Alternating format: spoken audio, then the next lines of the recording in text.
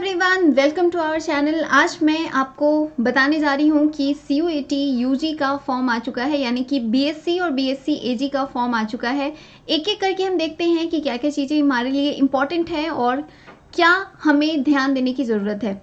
इसके पहले मैं बता दूं, मेरा नाम लकी है। मैंने BHU से केमिस्ट्री ऑनर्स किया है और इसके साथ साथ मेरा subject group geography, geology and physics भी था। तो आप भी अच्छे यूनिवर्सिटीज़ से, जहाँ से भी आप करना चाहते हो वहाँ से एग्रीकल्चर या फिर BSc में एडमिशन ले सकते हो। इंतज़ार आपका ख़त्म हो चुका है क्योंकि फॉर्म आ चुकी है और आपको एक एक करके फॉर्म भरना है। सबसे पहले तो फॉर्म के बारे में आपको बता दूं, क्योंकि इन सभी यूनिवर्सिटीज़ में CUET के थ्रू एडमिशन होगा।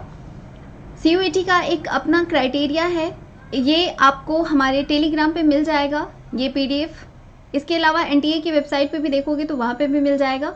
एक एक करके हम आपको बता देते हैं। सबसे पहले ऑनलाइन फॉर्म भरने की जो लास्ट डेट है वो याद रखिएगा 12 मार्च 2023, यानी कि 12 मार्च तक आप फॉर्म भर सकते हो। आराम से भरना। फॉर्म कैसे कैसे भरना है इसकी वीडियो ऑलरेडी आ चुकी है, तो आप ज़रूर देखिएगा। इसके अलावा जो एग्ज़ाम है वो आप जानते हो कि एग्ज़ाम 21 मई से 31 मई के बीच में होने वाला है, यानी कि 21 मई से लेकर 31 मई के बीच में आपका एग्ज़ाम कंप्लीट हो जाएगा। तो एग्ज़ाम का डेट याद रखिए। आपके पास अब ज़्यादा समय नहीं है, सिर्फ 3 महीने बचे हैं। 3 मंथ में आपका एग्ज़ाम होने वाला है, तो अपनी तैयारी को बहुत तगड़ी कर दो। आई नो बहुत सारे इसमें ऐसे भी स्टूडेंट हैं जो अभी 12th का एग्ज़ाम देने वाले हैं या दे रहे हैं।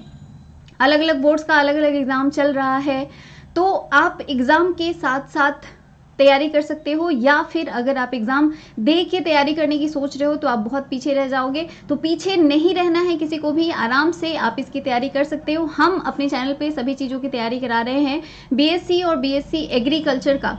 तो आप जुड़ जाइए। जो हमारा नंबर है 7052529525, आप उस पर हमें कॉन्टेक्ट कीजिए। जो भी आपके डाउट्स हैं हम उसे क्लियर करेंगे। अब आपको बता दें तीसरा और मोस्ट इम्पॉर्टेंट पार्ट कि कितना फ़ी लगेगा। तो आप जानते हो कि सिलेबस हम देखेंगे क्या क्या सिलेबस है। सिलेबस में 3 चीज़ें हैं मेनली, लैंग्वेज है, डोमेन है और जनरल टेस्ट है, जो पिछले साल भी था इस बार भी है और होपफुली आगे भी यही पैटर्न रहने वाला है। तो आप जानते हो कि अगर आप 3 सब्जेक्ट चूज करते हो, ऑब्वियसली 3 तो एटलीस्ट करना पड़ेगा आपको। तो अगर आप 3 सब्जेक्ट चूज करते हो तो जनरल के लिए 750 रुपये फ़ी लगेंगे। अगर आप 3 से ज़्यादा करते हो, क्योंकि इस बार रूल ऐसा बनाया गया है कि आप एटलीस्ट 10 सब्जेक्ट्स चूज कर सकते हो, 10 सब्जेक्ट चूज कर सकते हो।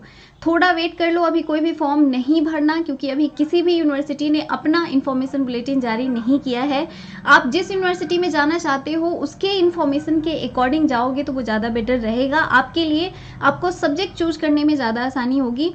अदरवाइज आप बहुत सारे सब्जेक्ट चूज कर लो और पता चला कि वो सब्जेक्ट तो आ ही नहीं रहा है, जो जिस यूनिवर्सिटी हम जाना चाह रहे थे वो तो बोल ही नहीं रहा है ऐसा लेने का। तो ये आपके लिए बहुत बड़ी मुसीबत हो जाएगी। इसलिए ध्यान रखिएगा कि पहले इन्फॉर्मेशन बुलेटिन आने दीजिए सभी यूनिवर्सिटीज़ का, उसके बाद ही आपको फॉर्म भरना है। जैसे जैसे आप सब्जेक्ट्स बढ़ाते जाओगे वैसे वैसे पैसे भी इंक्रीज होते जाएंगे। मैक्सिमम अगर 10 सब्जेक्ट आप चूज करते हो तो आपका कितना लगेगा, 1750 रुपये यहाँ पे लगेंगे टोटल। अगर आप 10 सब्जेक्ट चूज करते हो तो, अगर आप 7 सब्जेक्ट चूज करते हो तो उसमें आपको 1500 रुपये फ़ी लगेंगे। अगर आप सिर्फ 3 सब्जेक्ट चूज कर रहे हो तो 750। वही OBC के लिए थोड़ा बहुत मार्जिन है, 700, 1400 एंड 1650 रुपये लगेगा। ST SC एंड PWD के लिए 650 अगर आप 3 सब्जेक्ट चूज करते हो। अगर आप 7 सब्जेक्ट चूज करते हो तो 1300 रुपये, और अगर आप 10 सब्जेक्ट चूज करते हो तो 1550 रुपये लगेंगे। तो ये कंप्लीट था। अगर कोई ऐसा है, जैसे बहुत सारे लोग ऐसे भी हैं, हमारी क्लास में भी थे बहुत सारे, जो नेपाल या बांग्लादेश के थे या म्यांमार के थे या श्रीलंका के थे, तो इन सब जगहों के जो भी स्टूडेंट हैं, अगर वो ये चाहते हैं कि उनका सेंटर उनके अपने कंट्री में हो तो वैसे लोगों को इतना ज़्यादा पे करना पड़ेगा। 3 सब्जेक्ट के लिए एटलीस्ट 3750 रुपये, अगर 7 सब्जेक्ट्स हैं तो 7500, और अगर वो 10 सब्जेक्ट चूज करते हैं तो उन्हें 11,000 रुपये पे करने पड़ेंगे। अगर कोई फॉरेन कंट्री के हैं तो, या फिर जो सेंटर चाहते हैं कि उनका किसी और कंट्री में हो। तो ये था नॉर्मल कि कितना किसको फ़ी देना पड़ेगा। अब बात कर लेते हैं कि टेस्ट का पैटर्न क्या होगा। तो ये आप सभी जानते हो कि टेस्ट का पैटर्न आप जानते हो, ऑनलाइन टेस्ट होगा, यानी कि कंप्यूटर बेस्ड टेस्ट होगा, CBT मोड में होगा। सारे के सारे ऑब्जेक्टिव होंगे, कुछ भी सब्जेक्टिव नहीं होगा। मीडियम 13 लैंग्वेज में है। आप कोई भी लैंग्वेज चूज़ कर सकते हो, आपके ऊपर डिपेंड करता है। मोस्टली जो एग्रीकल्चर और बीएससी के स्टूडेंट्स होते हैं उनका मीडियम इंग्लिश होता है, तो आपको टेंशन लेने की ज़रूरत नहीं है। अगर आपका मीडियम हिंदी भी है, जैसे यूपी और बिहार बोर्ड के स्टूडेंट बहुत सारे होते हैं जो अलग अलग यूनिवर्सिटीज़ की तैयारी करते हैं और उनका मीडियम हिंदी होता है, तो उनको भी कोई दिक्कत नहीं है। या अदर कोई साउथ इंडियन लैंग्वेज आप चूज़ करते हो, जैसे यहाँ पे देख रहे हो बहुत सारा लैंग्वेज है, आसामी, बंगाली, गुजराती, कन्नड़, मलयालम, मराठी, पंजाबी, उड़िया, तमिल, तेलुगु, उर्दू, तो आप इनमें भी दे सकते हो एग्ज़ाम। अब सिलेबस की बात कर लेते हैं। तो सिलेबस में एक जो हमारा है वो लैंग्वेज है। लैंग्वेज में क्या क्या चीज़ें पूछी जाएंगी, तो उसमें पहला होगा रीडिंग कम्प्रीहेंसन।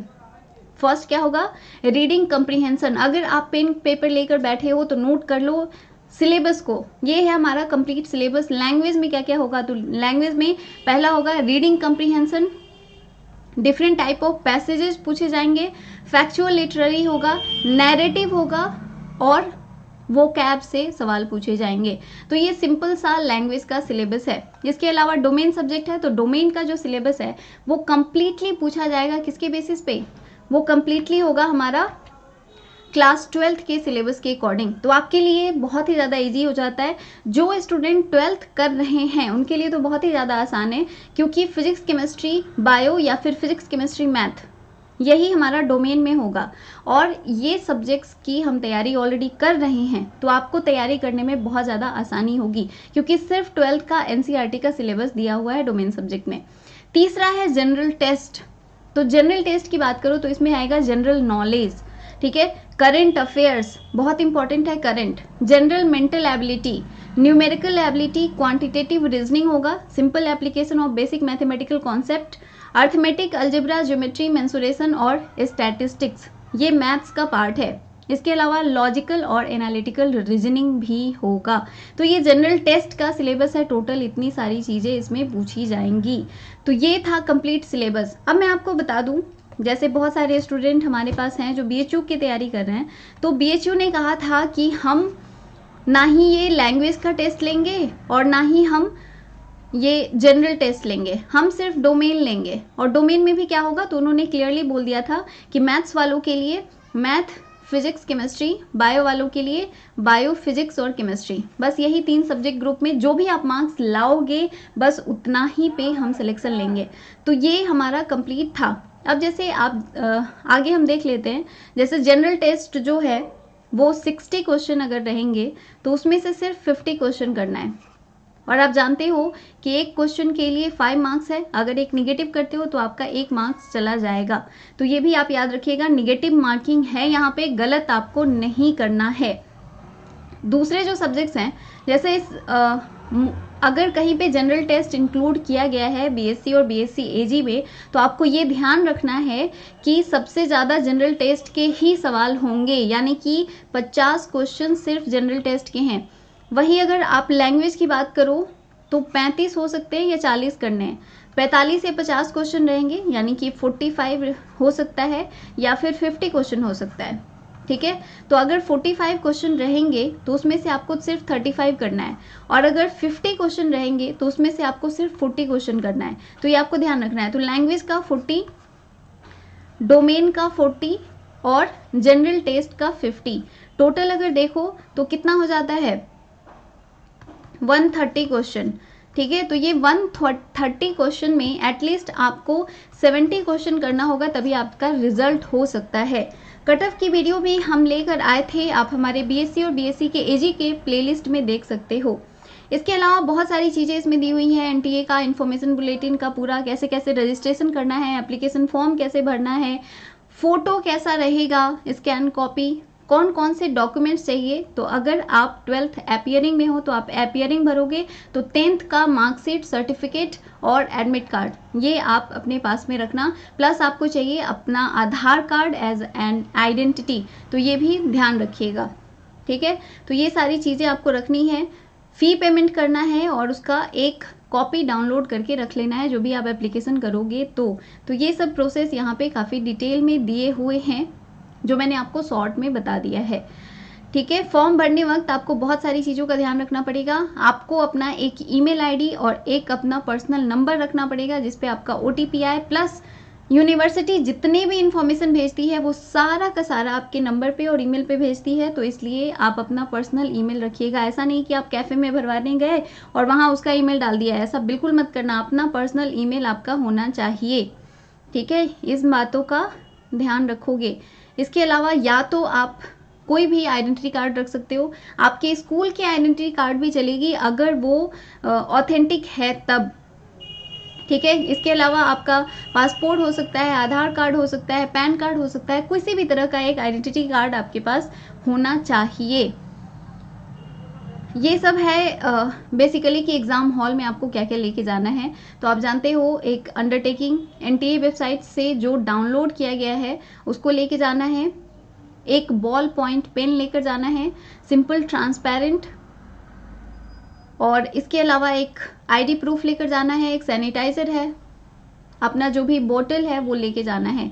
तो ये एक सिंपल सी चीज़ें हैं। अगर कोई स्टूडेंट जो डायबिटिक है तो वो शुगर टैबलेट या फ्रूट्स लेके जा सकता है in case he is diabetic, और उसके फॉर्म में ये भरना है कि वो डायबिटिक है या नहीं है, ठीक है। क्योंकि एग्ज़ाम आपका बहुत सारे शिफ्ट में होगा, ये भी आपको ध्यान रखना है।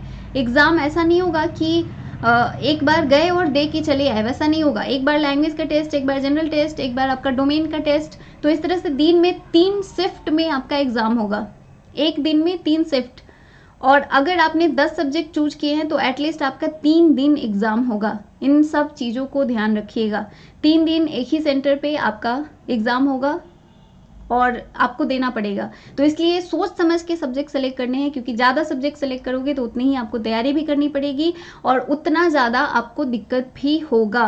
तो जो भी बीएससी एजी के लिए आप तैयारी कर रहे हो तो वो इन बातों का ध्यान रखो कि आप सिर्फ फिजिक्स, केमिस्ट्री और बायो चूज करो, प्लस एक लैंग्वेज और एक जनरल टेस्ट। तो टोटल 5 सब्जेक्ट आपके होंगे और उसी के अकॉर्डिंग आपको फ़ी भी पे करना पड़ेगा और एग्ज़ाम भी आपका 2 दिन में कंप्लीट हो जाएगा।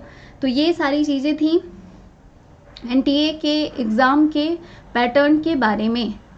इसके अलावा यहाँ पे देख लो क्या क्या चीज़ें हैं। इन्होंने स्कीम जो एग्जामिनेशन का प्रपोज किया है उसमें सेक्शन 1A में लैंग्वेज है, 1B में भी लैंग्वेज है। एक्चुअली इन्होंने क्या किया, पहले 13 लैंग्वेज दिया था, बाद में 20 और लैंग्वेज को ऐड कर दिया है। इसमें से 40 क्वेश्चन ही होंगे जिसको आपको अटैम्प्ट करना है आउट ऑफ 50।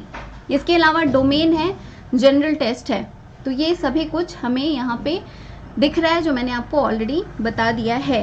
अगर आपके मन में कोई भी डाउट है तो आप हमें कमेंट करो और जो भी सवाल पूछना चाहते हो विदिन 10 मिनट्स हम आपको रिप्लाई करेंगे। हमारे नंबर पे भी आप हमें जुड़ सकते हो हमसे।